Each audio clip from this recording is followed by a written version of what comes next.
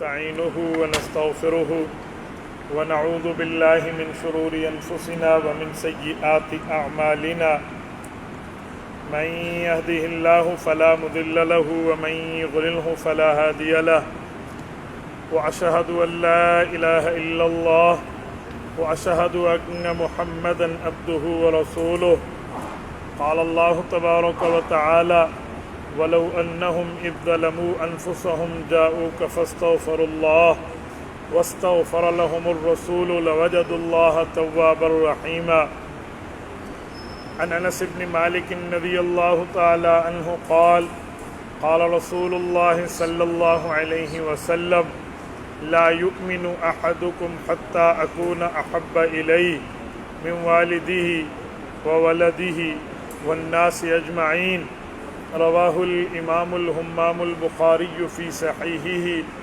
صدق الله العظيم وبلغنا رسوله النبي الأمي الكريم ونحن على ذلك لمن الشاهدين والشاكرين والحمد لله رب العالمين۔ معزز دوستو، آج 17 جولائی 2022 بروز اتوار ہے اور آپ کے یہاں جامع مسجد گلزار مدینہ میں کراچی کے اندر سیرت النبی صلی اللہ علیہ وآلہ وسلم کے مقدس عنوان پر میں چند باتیں آپ کی خدمت میں عرض کر رہا ہوں۔ میرے دوستو، سب سے پہلی اور بنیادی بات یہ ہے کہ آپ اور ہم مسلمان ہیں۔ ہم نے کلمہ رسالت مآب علیہ الصلوۃ والسلام کا پڑھا ہے۔ رسول اللہ صلی اللہ علیہ وآلہ وسلم ہمارے نبی ہیں اور ہم نے کلمہ طیبہ پڑھ کے حضور پاک صلی اللہ علیہ وسلم کے امتی ہونے کا، اپنے آپ کی وفاداری کا دعویٰ پورا کیا ہے۔ رسالت مآب علیہ الصلوۃ والسلام بطور نبی اس امت مسلمہ کو سمجھانے، سکھانے اور دین اسلام سنانے والے ہیں۔ حضور اقدس صلی اللہ علیہ وسلم کو رب کریم نے اس کائنات میں وہ رتبہ عطا فرمایا ہے، ایسا رتبہ اس کائنات میں کسی کا نہیں ہے۔ حضور اقدس صلی اللہ علیہ وسلم کو اللہ پاک نے وہ مرتبہ عطا فرمایا ہے جو مرتبہ اس کائنات میں کسی نبی کا نہیں ہے۔ میں آپ کی خدمت میں قرآن کریم سورت نمبر 4 سورت النساء کی آیت نمبر 64 کا ایک ٹکڑا پڑھا ہے۔ میں اسی حوالے سے چند باتیں آپ کی خدمت میں عرض کروں گا۔ آپ توجہ میری طرف رکھنا، میری آنکھوں میں آنکھیں ڈالنا، انشاءاللہ میں آپ کا وقت ضائع نہیں ہونے دوں گا۔ میرے دوستو، حضور پاک صلی اللہ علیہ وآلہ وسلم کی ذمہ داری یہ ہے جس کو قرآن کریم نے یوں بیان کیا، وَمَا أَرْسَلْنَا مِن رَّسُولٍ إِلَّا لِيُطَاعَ بِإِذْنِ اللَّهِ۔ فرمایا پیغمبر کو اللہ پاک اس کائنات میں اس لیے بھیجتے ہیں کہ نبی کی بات کی اطاعت کی جائے، نبی پاک کی بات کو مانا جائے۔ اللہ رب العزت اس لیے بھیجتے ہیں تاکہ نبی کی بات کو امت تسلیم کر لے، اور یہ اللہ تعالیٰ کا حکم ہے، وَمَا أَرْسَلْنَا مِن رَّسُولٍ إِلَّا لِيُطَاعَ بِإِذْنِ اللَّهِ۔ نبی کو اس لیے بھیجا جاتا ہے تاکہ رب کریم کا حکم ہے اس کی بات کو مانا جائے۔ وَلَوْ أَنَّهُمْ إِذْ ظَلَمُوا أَنفُسَهُمْ جَاءُوكَ فَاسْتَغْفَرُوا اللَّهَ وَاسْتَغْفَرَ لَهُمُ الرَّسُولُ لَوَجَدُوا اللَّهَ تَوَّابًا رَحِيمًا۔ رسول اللہ صلی اللہ علیہ وآلہ وسلم کی ذمہ داری یہ ہے کہ حضور پاک علیہ الصلوۃ والسلام امت مسلمہ کو دین اسلام سمجھا رہے ہیں۔ اب رب کریم نے فرمایا وَلَوْ أَنَّهُمْ إِذْ ظَلَمُوا أَنفُسَهُمْ جَاءُوكَ فَاسْتَغْفَرُوا اللَّهَ۔ نبی کو رب اس لیے بھیجتا ہے کہ جو گناہ گار آدمی ہے وہ پیغمبر کے پاس آئے، فَاسْتَغْفِرُوا اللَّهَ، خود بھی اللہ سے معافی مانگے، وَاسْتَغْفَرَ لَهُمُ الرَّسُولُ، اور نبی بھی اللہ تعالیٰ سے اس امتی کے لیے معافی مانگے، لَوَجَدُوا اللَّهَ تَوَّابًا رَحِيمًا، رب کریم اس کے پچھلے گناہوں کو معاف کریں گے اور اگلی زندگی پر رحمت نازل فرمائیں گے۔ میرے دوستو، یہ آیت کریمہ بتاتی ہے کہ گناہ گار آدمی کی سفارش کیسے ہوگی۔ اب میں آپ کی خدمت میں دو باتیں پیش کر رہا ہوں۔ ایک یہ ہے، ہم یہاں بیٹھے ہیں، ہم اپنی غلطی کا اللہ تعالیٰ سے اقرار کر کے معافی کا مطالبہ شروع کر دیں، اے میرے مولا ہم سے غلطیاں ہوئیں، گناہ ہوئے، خطائیں ہوئیں، اے اللہ تو ہمیں معاف فرما دے۔ رب کریم ہمیں معاف فرما دیں گے اور ہمارے گناہوں کو اللہ تعالیٰ ختم فرمائیں گے۔ ایک ترتیب تو یہ ہے، اور ایک ترتیب مزید ہے، وہ یہ ہے کہ جب رسالت مآب علیہ السلام موجود ہوں، کوئی آدمی غلطی کر بیٹھے تو اس کی معافی کا طریقہ یہ ہے، اللہ کا قرآن کہتا ہے وَلَوْ أَنَّهُمْ إِذْ ظَلَمُوا أَنفُسَهُمْ جَاءُوكَ، وہ آدمی خود آئے پیغمبر علیہ السلام کی دربار میں، جاؤکا نبی کے پاس آئے، فاستغفر اللہ خود بھی اللہ سے معافی مانگے، واستغفر لهم الرسول اور نبی پاک بھی اللہ تعالیٰ سے یہ بات کہیں میرے مولا اس کی معافی کو قبول کر لے، تو قرآن کریم کہتا ہے لَوَجَدُ اللَّهَ تَوَّابًا رَحِيمًا، اللہ پاک اس کی معافی کو قبول بھی کریں گے اور اللہ تعالیٰ اس کی اگلی زندگی پر رحمت بھی کریں گے۔ اس سے ایک بات سمجھ آتی ہے کہ گناہ گار آدمی خود بھی معافی مانگے اور نبی پاک کے دربار میں آ کر نبی پاک کو بھی عرض کرے کہ آپ بھی اللہ تعالیٰ سے میرے لیے معافی مانگیں۔ اب یہ آیت کریمہ تو 1400 سال سے قرآن کریم میں ہے۔ مولانا مفتی محمد شفیع رحمہ اللہ آپ کے کراچی سے ہیں، مفتی اعظم پاکستان ہیں۔ معارف القرآن جو ان کی مشہور زمانہ اردو زبان میں تفسیر قرآن ہے، اس کی دوسری جلد اٹھائیں، صفحہ نمبر 460 اٹھائیں۔ مفتی شفیع رحمہ اللہ نے حضرت امام آلوسی کے واسطے سے بحر المحیط کے حوالے سے ایک روایت کو ذکر کیا ہے۔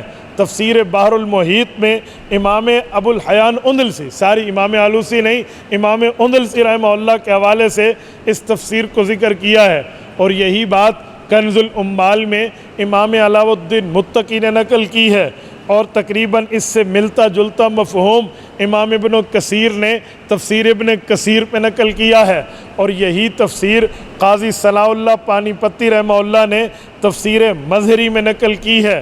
امام سالبی نے الکشف والبیان تفسیر سالبی میں بھی اس کو جگہ دی ہے۔ یہ میں نے 8 کتابوں کا نام لیا تاکہ میں آپ کو اگلی بات سمجھا پاؤں۔ وہ بات کیا ہے؟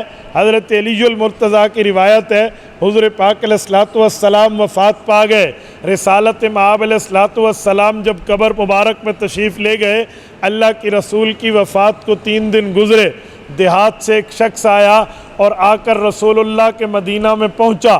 اس بندے کے علم میں نہیں تھا اللہ کے رسول دنیا سے رخصت ہو گئے، اس کو پتہ نہیں تھا رسالت مآب کا انتقال ہو گیا۔ وہ بندہ گھر سے چلا تو یہ آنکھوں میں خواب سجائے چلا کہ میں جاؤں گا اللہ کے رسول کی زیارت کروں گا، میں پہنچوں گا رسول اللہ کی خدمت میں پہنچ کے آپ علیہ السلام سے دعا کراؤں گا۔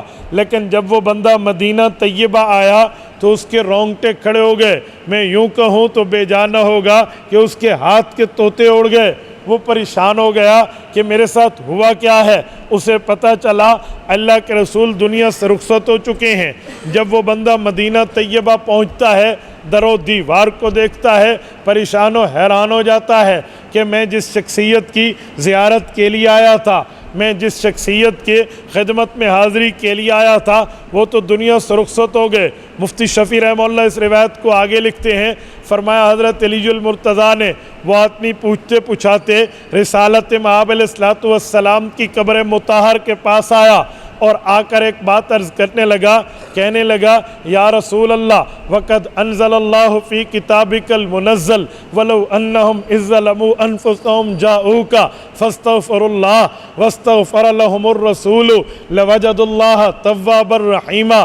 اے اللہ کے رسول، آپ پر اللہ نے قرآن نازل کیا ہے، آپ پر اللہ کی کتاب اتری ہے، اور اللہ نے اس کتاب میں فرمایا ہے وَلَوْ أَنَّهُمْ إِذْ ظَلَمُوا أَنفُسَهُمْ جَاءُوكَ، گناہ گار آدمی اگر آپ کے پاس آئے فاستغفر اللہ، خود بھی معافی مانگے، واستغفر لهم الرسول، رسول اللہ بھی اللہ تعالیٰ سے اس کے لیے معافی مانگے، لوجد اللہ توابا رحیما، اللہ اس کی توبہ بھی قبول کریں گے اور اللہ تعالیٰ اس کی آئندہ زندگی پر رحمت کریں گے۔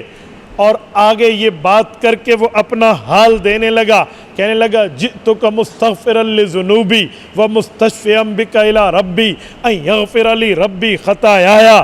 اے اللہ کے رسول، میں بھی اپنے گھر سے، اپنے علاقے سے، اپنے گاؤں سے آپ کی طرف سفر کر کے آیا ہوں تاکہ جو قرآن کہتا ہے امتی آئے، خود بھی معافی مانگے، نبی کو عرض کرے، نبی بھی اللہ سے مانگے، تو آپ بھی اللہ تعالیٰ سے مجھ گناہگار کی معافی مانگیے۔ ان یغفر لی ربی، اللہ تعالیٰ میرے بھی گناہ بخش دے۔ وہ بندہ یہ باتیں کر رہا ہے، حضرت علی المرتضیٰ فرماتے ہیں وہ اٹھ کے چلنے لگا، فنودیہ من قبر الشریف، حضور پاک علیہ السلام کی قبر سے اس آدمی کو خوشخبری ملی، انہو قد غفر لک، اے بندے خوش ہو جا، اللہ نے تیری مغفرت کر دی ہے۔ میرے دوستو، یہ آیت کریمہ اور اس حدیث پاک کی تشریح اور حضرت علی المرتضیٰ کا عمل ہمیں بہت کچھ سناتا، بتاتا، سمجھاتا نظر آتا ہے۔ سب سے پہلی اور بنیادی بات یہ ہے، اگر ہم نے گناہ کیے ہیں، غلطیاں کی ہیں، خطائیں کی ہیں، تو اللہ سے معافی مانگ لیں، اللہ تعالیٰ سے معافی مانگے، اللہ معاف کر دے گا۔ حدیث پاک میں ہے، رسالت مآب نے فرمایا التائب من الذنب کمن لا ذنب لہ، فرمایا ایک آدمی اپنے گناہ سے معافی توبہ کر لیتا ہے، معافی مانگ لیتا ہے، رب کریم فرشتوں کو کہہ کے اسے اس کیٹاگری میں ڈال دیتے ہیں جس آدمی نے گویا گناہ کیا ہی نہیں ہے۔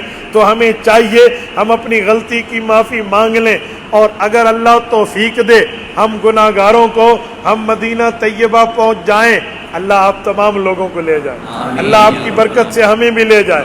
جب آپ مدینہ طیبہ جائیں تو مدینہ طیبہ میں آپ حضور پاک کی خدمت میں سلام تو ویسے پیش کریں گے، درود تو ویسے پیش کریں گے، ساتھ یہ بھی کہہ دیں اے اللہ کے رسول، ہم بھی دور سے آئے ہیں، آپ کے پاس آئے ہیں، سلام پیش کرنے کے لیے آئے ہیں، اگر آپ ہماری اس معافی کی درخواست پر اللہ سے معافی مانگیں، حضور سے نہیں، اللہ سے معافی مانگ کے دے دیں، ہمارا بیڑا پار ہو جائے گا۔ میرے دوستو، یہی ترتیب ہمارے اکابرین کی رہی ہے۔ میں اس بندے کو پیش کر رہا ہوں جس کا نام دنیا جانتی ہے، شیخ التفسیر امام الاولیاء مولانا احمد علی لاہوری، اللہ اس کی قبر پہ کروڑوں اربوں رحمتیں نازل فرمائے۔ ہمارے حضرت لاہوری رحمہ اللہ کی ترتیب یہ ہوتی تھی، جب روضہ پاک پہ جاتے تو وہاں ایک ترتیب فرمایا کرتے تھے۔ جب میں اپنے پہلے سفر عمرہ میں مدینہ طیبہ میں حاضر تھا، مجھے حضرت لاہوری کے واسطے سے وہاں کے ایک جانشین اور بزرگ ملے جو حضرت لاہوری کے سلسلے میں بیعت تھے، وہ مجھے ملے، یقین مانے ملے نہیں، میں کہتا ہوں اللہ نے ملایا، اور میری زندگی میں ایک بہار بن کے آئی۔ وہ مجھے فرمانے لگے آپ نے صلاۃ و سلام روضہ اقدس پہ جا کے ابھی پڑھا ہے؟ میں نے کہا جی نہیں، میں تو آج آیا ہوں، میں غسل کر کے نئے کپڑے پہن کے خوشبو لگا کے سرکار کی خدمت میں جاؤں گا۔ کہنے لگے اگر میں بھی آپ کے ساتھ چلوں؟ میں نے کہا جی بڑی سعادت ہے۔ کہنے لگے اس کی ایک وجہ ہے، ہمارے بزرگ فرماتے ہیں جب حضرت لاہوری رحمہ اللہ روضہ پاک پہ تشریف لاتے تھے تو حضرت پہ ایک عجیب کیفیت ہوتی تھی۔ فرماتے تھے میں اس قبر پہ حاضر ہوں، اس شخصیت کی قبر پہ موجود ہوں جس کے لیے اس کائنات میں زندگی کا رنگ بھرا گیا ہے، جس کے لیے اس کائنات کو سجایا گیا۔ یہ چرند پرند ہیں، یہ درند ہیں، یہ دریا سمندر ہیں، یہ بادل اور پہاڑ ہیں، یہ دنیا کی چہل پہل ہے، یہ حضور پاک کی وجہ سے ہے۔ اگر حضور نہ ہوتے کائنات رب نہ بناتا، کائنات کو رب نے بنایا حضور کی وجہ سے، کائنات کو سمجھایا حضور کی وجہ سے، کائنات کو سجایا حضور کی وجہ سے، کائنات میں زندگی کا رنگ بھرا حضور کی وجہ سے، اس کائنات کو وجود بخشا حضور کی وجہ سے، آج یہ کائنات موجود ہے تو حضور پاک کی وجہ سے ہے۔ اور میرے دوستو، حضور پاک علیہ السلام کی دربار پہ آ کے حضرت لاہوری فرماتے آج میں وہ کام کروں گا، وہ یہاں پر ایک عمل سر انجام دوں گا کہ آپ لوگ حیران ہوں گے کہ لاہوری کیا کر رہے۔ فرمایا صلاۃ و سلام تو پیش کروں گا، وہ تو ہر بندہ حضور پاک کے پاس پہنچ کر سلام پیش کرتا ہے، درود پاک بھی پیش کروں گا، دعا کی درخواست بھی کروں گا، لیکن ایک کام ہے حضور پاک علیہ الصلوۃ والسلام کی موجودگی میں اپنے ایمان کی تجدید کر کے کلمہ پڑھ کے اپنے ایمان کا گواہ اپنے نبی کو بناؤں گا۔ فرماتے اس کی ترتیب کیا ہے؟ فرمایا حضور پاک علیہ الصلوۃ والسلام کے خادم چچا، رسول اللہ کے شفیق چچا، رسول اللہ کے محبت رکھنے والے چچا حضرت ابو طالب تھے۔ حضرت علی المرتضیٰ کے والد ہیں، حضرت علی المرتضیٰ کے ابا ابو طالب عبد مناف بن عبد المطلب ہیں۔ جب حضور پاک علیہ السلام کی عمر 8 سال تھی تو اس وقت حضور پاک کے دادا کا انتقال ہوا، شیبۃ الحمد حضرت عبد المطلب کا۔ انہوں نے فرمایا ابو طالب کو، بیٹا میں نے اپنے اس پوتے کی قدردانی کی ہے، اب میں دنیا سے جا رہا ہوں، اس کی نگرانی، اس کی حفاظت، اس کی نگہبانی اب آپ کے ذمے ہے۔ واقعی حضرت ابو طالب نے حضور پاک کی خدمت کا حق ادا کر دیا، رسالت مآب پہ شفقتیں برکتوں کے ساتھ رہے۔ ہاں ٹھیک ہے، ان کو کلمہ نصیب نہ ہوا، یہ روایات موجود ہیں، لیکن اس کو موضوع سخن نہیں بنانا چاہیے، اس پر موضوع بنا کے حضرت ابو طالب پہ طعن و تشنیع بھی نہیں کرنی چاہیے۔ وہ رسول اللہ کے شفیق اور کریم چچا ہیں، جب تک دنیا میں رہے رسول اللہ کے اوپر کسی کافر کو حملہ کرنے کی جرت نہ ہوئی، اور جب وہ دنیا سے رخصت ہوئے کفار حضرت رسول اللہ صلی اللہ علیہ وسلم پر کھلے عام حملہ آور ہوئے تھے۔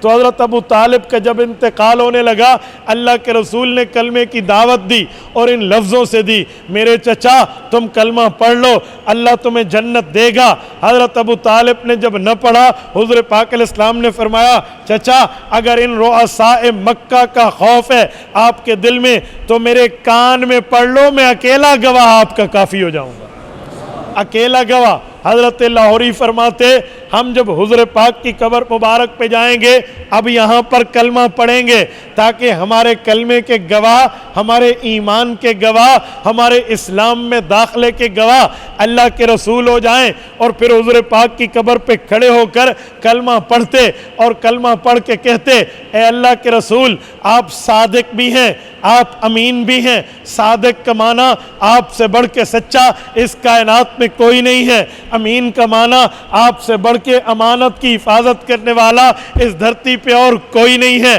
آپ کو تو آپ کا دشمن بھی، آپ کو تو آپ کا مخالف بھی، آپ کو تو آپ کا جانی دشمن بھی صادق کہتا تھا، امین کہتا تھا۔ ان بندوں نے بھی آپ کی صداقت و امانت پر اعتماد کیا تھا، اعتبار کیا تھا، آپ کی سچائی پر بیلیو کرتے تھے۔ یا رسول اللہ آپ تو سراپا سچائی ہے، اب آپ کا یہ گناہگار امتی آپ کے سامنے کلمہ پڑھ رہا ہے اور اپنے ایمان پر آپ کو گواہ بنا رہا ہے۔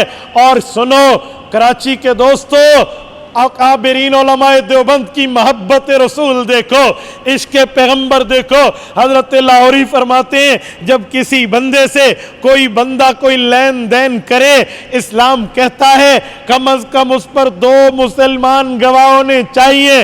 اگر 2 گواہ ہوں گے وہ کام پکا ہو جائے گا، 2 گواہ ہوں گے شہادت کا نصاب پورا ہو جائے گا، 2 گواہ ہوں گے گواہی کا نصاب مکمل ہو جائے گا۔ تو فرماتے ہیں اللہ کا کرم دیکھو، امتی آئے گا رسالت مآب کی دربار میں، امتی آئے گا رسول اللہ کی قبر پہ، امتی آئے گا دربار محمدی میں، امتی آئے گا گنبد خضرا کے سائے میں، امتی آئے گا رسول اللہ صلی اللہ علیہ وسلم کے روضہ اقدس میں، گنبد خضرا کے سائے میں، اور ٹھہر کے کلمہ پڑھے گا، اپنے ایمان کا اعلان کرے گا، اپنے اسلام کا اظہار کرے گا، اپنے مؤمن ہونے کا اعلان کر کے رسول اللہ صلی اللہ علیہ وسلم کو اپنے ایمان کا گواہ بنائے گا۔ تو صرف حضور پاک گواہ نہیں بنیں گے، اس روزے میں اللہ نے 2 گواہوں کے نصاب کو پورا کر دیا ہے۔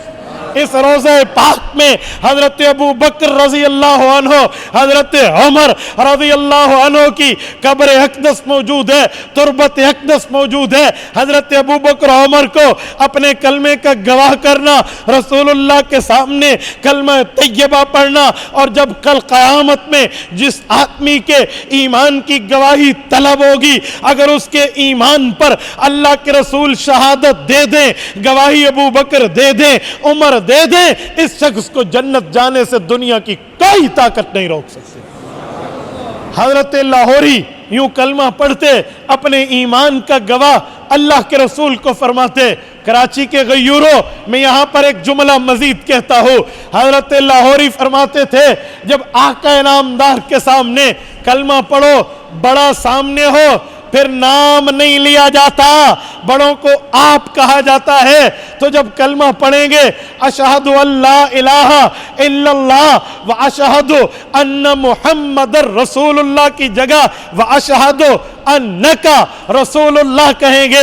अन्न मुहम्मदन में हुज़ूर पाक का नाम है, अन्नका का माना है आप। फरमाया बड़ा सामने हो, नाम नहीं लेते, आप कहते हैं। मोहब्बत का तकाजा, प्यार का तकाजा, अखलाक का तकाजा, दयानत का तकाजा ये है, दुनिया को कोई अफसर अपने दफ्तर में बैठा हो, उसके पास सवाली जाकर नाम नहीं लेता, उसका ओहदा बताता है, जनाब एसपी साहब, जनाब वजीर आला साहब, जनाब गवर्नर साहब। ये तो दुनिया के ओहदे, दुनिया की बातें, दुनिया के मनसब, दुनिया के रुतबे हैं। रसूलुल्लाह के रुतबे इस कायनात में अंबिया से आला, अंबिया से आला, अंबिया से अफजल, अंबिया से अशरफ, अंबिया से अकरम, अंबिया कराम से बढ़ के हैं। जहां तमाम अंबिया के रुतबे एक तरफ, महबूब मुस्तफ़ा आमना के दुर्र यतीम मोहम्मद करीम अलैहि तहय्यत व तस्लीम के रुतबे, मकाम और मर्तबे, हैसियत और दर्जा और वैल्यू ये एक तरफ है, तो फरमाया हुजूर के सामने भी अखलाक का तकाजा, दयानत का तकाजा ये है, नाम न लो, कहो अशहदु अन्नक रसूलुल्लाह, मैं गवाही देता हूँ अल्लाह के सिवा कायनात में कोई खुदा नहीं और आप अल्लाह के महबूब मुस्तफ़ा पैगंबर हैं। मेरे दोस्तों, आज भी अल्लाह हमें मौका दे दे तो हम रोज़े अक़दस पर तजदीद ईमान तो कर लें। रोज़े अक़दस पर तजदीद ईमान करके अपने ईमान का गवाह रिसालत मआब अलैहिस्सलाम को बनाएं। ये मेरी ज़ाती राय नहीं है, ये मैंने मौलाना मुफ्ती मोहम्मद शफ़ी रहमतुल्लाह की तफसीर कुरान पढ़ी है और मौलाना अहमद अली लाहौरी रहमतुल्लाह का अमल पेश किया। मेरे दोस्तों, मैं अपनी बात को मुदल्लल मुबरहन इसलिए कर रहा हूँ, ये मेरी बात नहीं, आप कहेंगे इसकी बात है। मैं अकाबरीन के दलाइल, कुरान की तफसीर और इसी तरह अकाबरीन उम्मत और औलिया की बात को बतौर हुज्जत पेश करके आपकी खिदमत में कह रहा हूँ। मेरे दोस्तों, मैं अपनी बात को समेटते हुए एक जुमला मजीद कहने लगा हूँ। अल्लाह ने जो नबी हमें दिए, जो पैगंबर हमें दिया है, इसका रुतबा, मकाम और मर्तबा ऐसा है, हुजूर तमाम अंबिया के इमाम हैं। और आप ये बात जानते हैं, जहाँ इमाम होता है, इमाम के आगे तो बड़ी बात, इमाम के बराबर भी कोई नहीं होता। रसूलुल्लाह सल्लल्लाहु अलैहि वसल्लम इमामुल अंबिया है। पता चला जितने अंबिया का रुतबा, मकाम और दर्जा, वो हुजूर के आगे तो आगे, हुजूर के बराबर भी कोई नहीं। और मेरे दोस्तों, मैं इस पर भी एक सवाल और जवाब नकल करूं, शायद किसी के दिमाग में आए, नहीं तो हम पर सवाल होता है। लोग कहते हैं हुजूर पाक का रुतबा इतना बड़ा, पिछले अंबिया के रुतबे कम हैं, हुजूर का रुतबा बड़ा है। हमारा एक सवाल है, अजी बड़े शौक से सवाल करो। कहते हैं सवाल ये है, हजरत रसूलुल्लाह जब मेराज पर जा रहे थे, चौथी और आखिरी मर्तबा सीना अक़दस को खोला गया, फरिश्तों ने दिल अक़दस को आब ज़मज़म से धोया। पढ़ा है या नहीं पढ़ा आपने? सुना होगा। रिसालत मआब के दिल अक़दस को आब ज़मज़म से धोया। वो कहते हैं ज़मज़म का पानी तो एक नबी के पाँव लगने की हरकत पे निकला था, हज़रत इस्माईल अलैहिस्सलाम, और ये हुजूर के दिल पे लगा। जो नबी मुक्तदी है हुजूर पाक का हज़रत इस्माईल, उसके पाँव का पानी जो इमामुल अंबिया है इसके सीने पे लगे, ये कैसे? रुतबा बड़ा तो हम तब मानते जब हुजूर पाक के पाँव का पानी इस्माईल अलैहिस्सलाम के सीने पे लगता। ना ना, यहाँ तरतीब उलट है। इस्माईल अलैहिस्सलाम के पाँव का पानी हुजूर के सीने पे लगा है। वजह, हमने कहा आपने तस्वीर का एक रुख देखा है, अगर मैं ये डब्बा आपको यूं दिखाऊं तो आप कहोगे बंद है, और अगर यूं दिखाऊं तो आप कहेंगे ओपन है और खुला हुआ है। तो तस्वीर का एक रुख नहीं देखते, तस्वीर के दोनों रुख देखते हैं, बात को मुकम्मल समझते हैं। अधूरी बात पर बात समझ नहीं आती, बात मुकम्मल करनी चाहिए। मैंने कहा एक बात आपने पेश की है, लेकिन वो तस्वीर का एक रुख है, اگر میں تصویر کا دوسرا رخ پیش کروں، اس سوال کو سرے سے ختم ہو جانا چاہیے، سوال کی جڑ کٹ جائے، سوال بنے گا ہی نہیں۔ کہتے ہیں وہ کیسے؟ میں نے کہا اگر رتبہ دیکھیں حضور پاک علیہ السلام اور حضرت اسماعیل کا، تو آپ کا یہ سوال بنتا ہے کہ امام الانبیاء کے سینے پہ مقتدی ایک نبی کے پاؤں کا پانی کیوں لگا؟ لیکن اگر رتبہ ایک اور دیکھیں کہ حضرت اسماعیل کا حضور پاک سے نسبت کا کون سا تعلق ہے؟ حضرت ابراہیم علیہ السلام کے دو بیٹے ہیں، ایک کا نام اسماعیل ہے، ایک کا نام اسحاق ہے علیہم السلام۔ حضرت اسحاق کی نسل سے 70,000 بنی اسرائیل کے انبیاء ہیں، اور حضرت اسماعیل کی نسل سے اکیلے رسول اللہ ہیں۔ تو حضرت اسماعیل رسول اللہ کے جد امجد ہیں، والد ہیں، دادا ہیں۔ تو حضرت اسماعیل والد ہوئے، رسول اللہ صلی اللہ علیہ وسلم بیٹے ہوئے۔ اگر درجہ نبوت دیکھیں، حضور کا رتبہ بڑھا، حضرت اسماعیل کا چھوٹا۔ درجہ ابوت دیکھیں، پھر رتبہ حضرت اسماعیل کا بڑا، رسول اللہ اولاد بنتے ہیں۔ اور اگر آپ کو باپ بیٹے کے رتبے کا فرق معلوم ہو، باپ بیٹے کے رتبے کے فرق کا علم ہو، تو یہ سوال نہیں ہوگا۔ ایک والد ہے، ایک بیٹا ہے، بیٹا عالم ہے، حافظ ہے، قاری ہے، شریعت جانتا ہے، دین کا مفتی ہے، محدث و مفسر ہے، لیکن والد ہے۔ دونوں آئے ہیں مسجد میں نماز پڑھنے کے لیے۔ آپ بتائیں نماز کون پڑھائے گا؟ بیٹا۔ کیوں؟ یہ عالم، حافظ، قاری، مفتی، محدث، مفسر، رتبات و مقامات و درجات میں آگے ہے، یہ پڑھائے گا۔ ٹھیک ہو گیا؟ باپ پیچھے ٹھہرے گا، بیٹا امام بن کے آگے قیادت کرے گا۔ امام ہے بیٹا، اب یہ دونوں گھر گئے ہیں، گھر میں پاؤں دبانے کی ضرورت آئی ہے۔ اب باپ دبائے گا یا بیٹا؟ بولتے نہیں ہیں۔ باپ دبائے گا یا بیٹا؟ کیوں؟ یہ تو امام ہے، اس کے پیچھے تو باپ نے نماز پڑھی ہے، کیوں کہہ رہے ہو یہ پیوں دبائے؟ بھائی اس کا تو رتبہ بڑا۔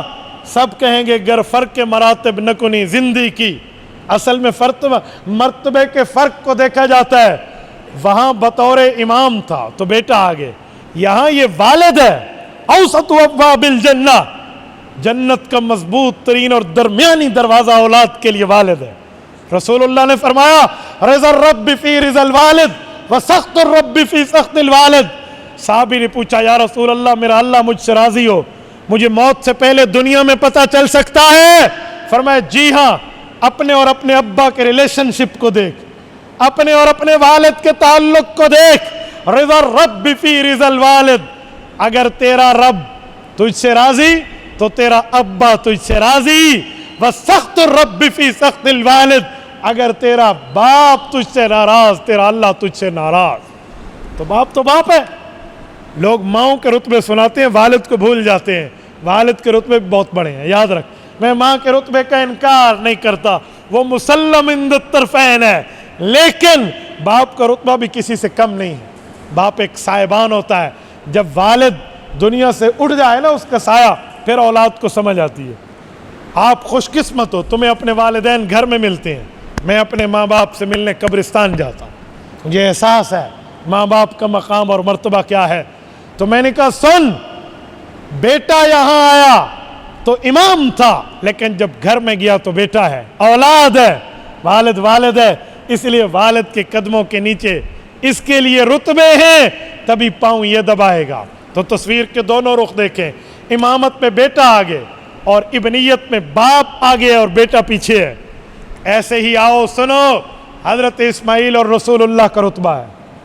اگر ہم دیکھیں رتبہ والد والا تو حضرت اسماعیل بڑے ہیں، رسول اللہ کا رتبہ بیٹے ہونے پر چھوٹا ہے۔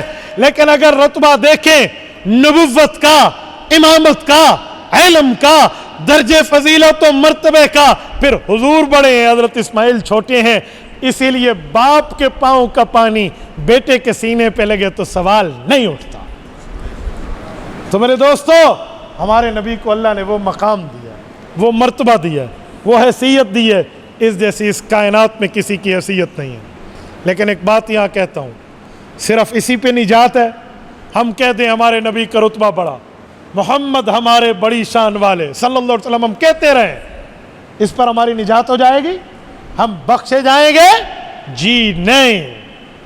لو کان فی حبک صادقا لأطعتہ ان المحب لمن يحب مطیع. اور تو محبت میں سچا ہے، پیار میں سچا ہے، عشق میں سچا ہے، یگانگت و الفت میں سچا ہے، اگر تو دعوی محبت للنبوت رکھتا ہے تو تمہیں رسول اللہ کی اتباع کرنی پڑے گی. اتباع پیغمبر، اتباع نبوت، اتباع رسالت، اطاعت نبوت کرنی ہوگی، تب دنیا بھی بہتر بنے گی، آخرت بھی بہتر بنے گی. اور اگر صرف حضور کی تعریف ہی کرتے رہو، اعمال ٹھیک نہ ہوں، تو پھر یاد رکھنا مکہ میں ابو نام سے دو بڑے بندے مشہور ہیں، ایک ابو لہب ہے، ایک ابو بکر ہے. جو ابو لہب ہے اس نے پیدائش پہ خوشی کی تھی، باندی سویبہ کو آزاد کر کے کہا تھا انی اعتقتکی، میں نے تمہیں آزاد کیا، سویبہ جا جہاں جانا چاہتی ہے. آج میرا یتیم بھتیجا محمد کریم پیدا ہوا ہے. ابو لہب نے خوشی کی تھی، لیکن ابو لہب نے رسول اللہ کی باتوں کو نہیں مانا تھا، ابو لہب نے اطاعت نہیں کی تھی، ابو لہب نے رسول اللہ کی احکامات کی پیروی نہیں کی تھی. ابو بکر پیدائش کی خوشی پر تو یہ دنیا میں تھا ہی نہیں، یہ تو 2.5 سال بعد پیدا ہوا، لیکن ابو بکر نے قدم قدم پہ رسالت کا ساتھ دیا، صبح شام حضور کا ساتھ دیا ہے، رسول اللہ کے در کی نوکری اور چاکری کی ہے. وہ ابو بکر جو جلوت میں ساتھ ہے صدیق بن کے، وہ ابو بکر جس کی بیٹی خلوت میں حضور کے ساتھ ہے عائشہ صدیقہ بن کے، ہر موقع پہ حضور کے ساتھ ہے. وہ غار ہو یا وہ مزار ہو، ابو بکر کا پہرا رسول اللہ پہ ختم نہیں ہوتا. ابو بکر کی وہ یاری رہی ہے. پیدائش کے وقت خوشی یہ کیا کرتا، اس وقت تو پیدا ہی نہیں تھا، لیکن جب پیدا ہوا سر تسلیم خم کیا، فرمایا پیغمبر نے، مانا ابو بکر نے، حکم دیا پیغمبر نے، مانا ابو بکر نے. آج ابو لہب پر قرآن کریم تبت یدا ابی لہب وتب اور وامرأتہ حمالۃ الحطب ود فیملی جہنمی ہونے کا اعلان کر رہا ہے. لیکن ابو بکر کون ہے جس کو قرآن کہتا ہے؟ فرمایا ابو بکر الذی یؤتی مالہ یتزکا وما لأحد عنده من نعمت تجزا الا ابتغاء وجہ ربہ الاعلی ولسوف یرضی. ابو بکر مال دیتا ہے اس لیے اللہ مجھے پاکیزہ کر دے. وما لأحد عنده من نعمت تجزا، کسی کا احسان نہیں اتار رہا، کسی کے احسان کے بدلے نہیں دے رہا، تو کیوں حضور پہ مال لگاتا ہے؟ رب کا قرآن کہہ رہا ہے میں جنگ اخبار کا صفحہ نہیں پڑھ رہا، اردو ڈائجسٹ کا ورک نہیں پڑھ رہا، میں 30واں پارہ سورت نمبر 91 سورت اللیل کی آخری آیت پڑھ رہا ہوں. رب کریم فرماتے ہیں، فرمایا الا ابتغاء وجہ ربہ الاعلی، اس بندے نے دل سے اللہ کی رضامندی کو چاہا ہے، وَلَسَوْفَ يَرْضَى، اور رب اس سے راضی ہوگا. کراچی کے دوستو اگر آپ کا ذوق تازہ ہو، میں ایک علمی نکتہ دینے لگا ہوں، اس سے اگلی سورت نمبر 92 سورت والضحیٰ اٹھائیے. رب فرماتے ہیں وَلَسَوْفَ يُعْطِيكَ رَبُّكَ فَتَرْضَى، محبوب مصطفیٰ رب آپ کو اتنا دے گا آپ اللہ سے راضی ہو جائیں گے. اور اس سے ایک سورت پہلے ابو بکر کو فرمایا وَلَسَوْفَ يَرْضَى، اللہ اس کو اتنا دے گا یہ بھی اللہ سے راضی ہوگا. اور ابو بکر کے لیے رضا کے اعلانات ہیں، ابو بکر کے لیے جنت کے در کھلے ہیں، ابو بکر کے لیے جنت طلب کر رہی ہے. اس نے تو پیدائش کی خوشی کی بات نہیں کی تھی، اور ابو لہب جہنمی ابدی بن گیا ہے. ابو لہب پہ ود فیملی قرآن رد کر کے وامرأتہ حمالۃ الحطب کہتا ہے. اوے وجہ کیا ہے؟ عمر میں بھی ابو لہب بڑا، تقوی تو نہیں لیکن تجربے میں بھی ابو لہب بڑا. ابو بکر رتبہ کیوں لے گیا؟ کہتے ہیں وجہ یہ ہے اس نے صرف خوشی کی تھی، اس نے پیغمبر سے محبت کر کے اطاعت کی ہے. پتہ چلا صرف نام محمد لینے پہ نجات نہیں ہے جب تک احکام محمد پہ عمل نہیں ہوگا. آج ہم عمل کرنے والے بنے تو کام بنے. علامہ محمد اقبال رحمہ اللہ ہمیں یہی پیغام دے کے گئے ہیں کہ عمل سے زندگی بنتی ہے، जन्नत भी जहन्नम भी, ये खाकी अपनी फितरत में ना नूरी है ना नारी। अल्लाह ताला आपको और हमें सिरात मुस्तकीम अता फरमाए। अकूलु कौली हाज़ा व अस्तग़फिरुल्लाह व आखिरु दावाना अनिल हम्दुलिल्लाहि रब्बिल आलमीन।